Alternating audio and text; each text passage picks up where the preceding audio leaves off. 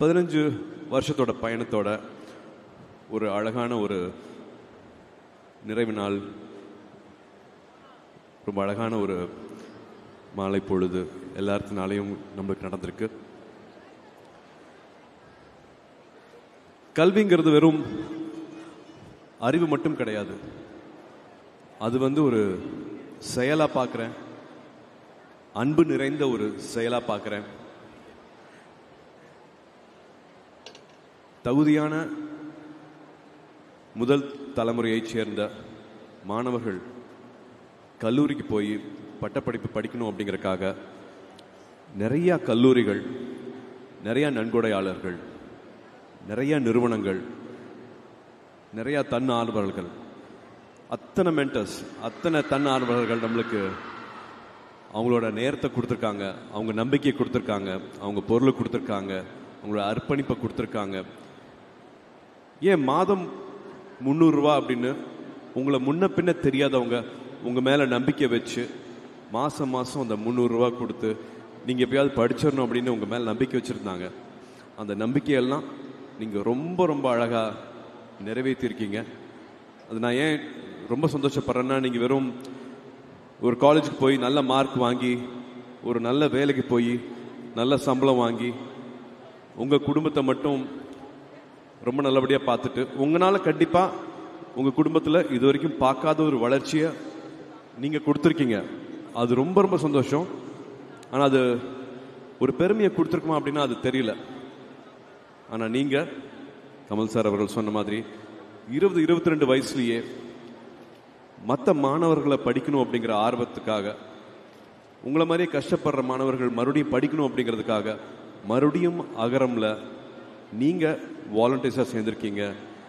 அலுமினைஸ் திரும்பி தம்பிகளை தங்கைகளை கைப்பிடிச்சு மேல தூக்கி இருக்கீங்க.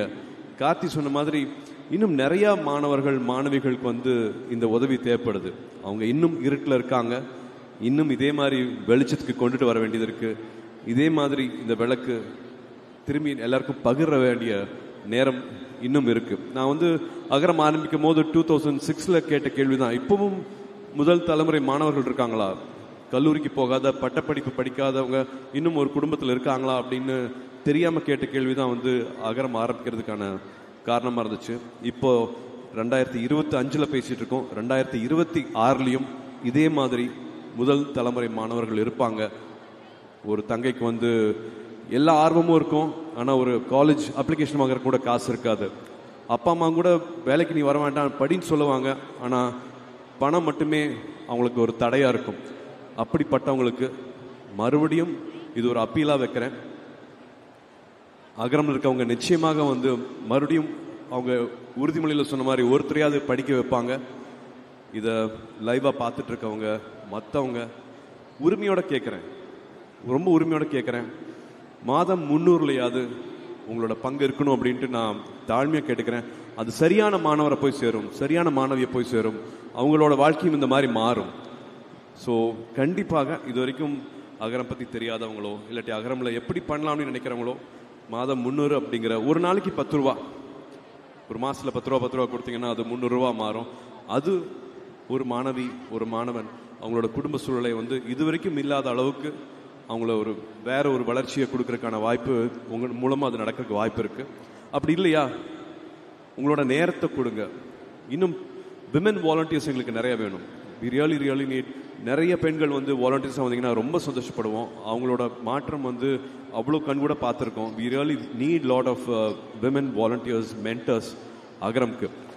இல்லாட்டி உங்களோட திறமையை கொடுங்க, நீங்க கத்துக்கிட்ட விஷயத்த பகிருங்க, உங்களோட அறிவை கொடுங்க, உங்களோட அனுபவத்தை கொடுங்க, ஏதாவது ஒரு வகையில கொடுங்க.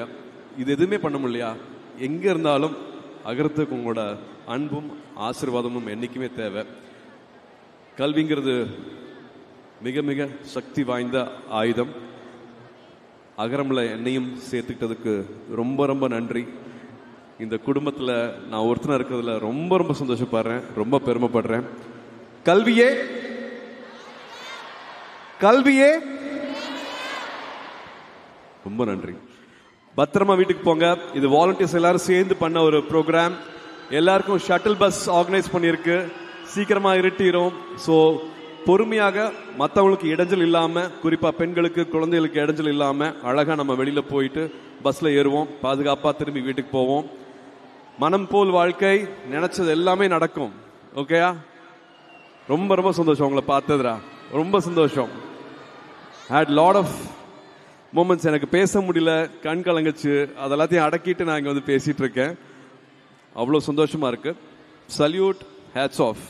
உங்களோட விடாமுயற்சிக்கு அகரம் வந்து அவ்வளோ சந்தோஷப்படுது, உங்களை நினைச்சு அவ்வளோ பெருமைப்படுது.